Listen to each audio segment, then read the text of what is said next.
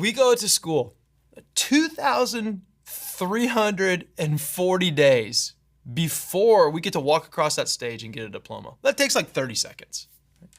Rachel and I went on so many countless coffee dates that just felt ordinary and mundane before we got to have that great celebration at the end, our wedding day. And if you think about all those high achievement moments in your life, and you put them on this big timeline of life, most of our life would fall between those big achievements. Like 99% of our life is lived in that ordinary time. And what we do with the ordinary time determines the trajectory and meaningfulness of our life, because it has a greater impact.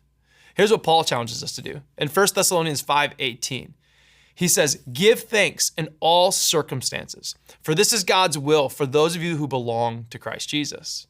Now, Paul doesn't say every circumstance is going to be a high, exciting circumstance. In fact, some of them are pretty low circumstances and negative.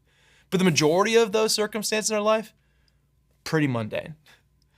And he calls us to do the ordinary is to give thanks. Give thanks. It means when we're pouring the coffee in the morning, to give thanks, to be able to say, man, I'm so glad I have something warm.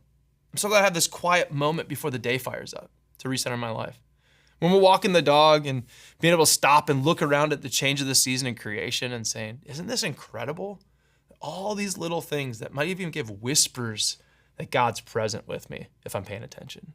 And so let me give you a tool that's helpful to stay present in those moments, in the ordinary moments, and give thanks for them.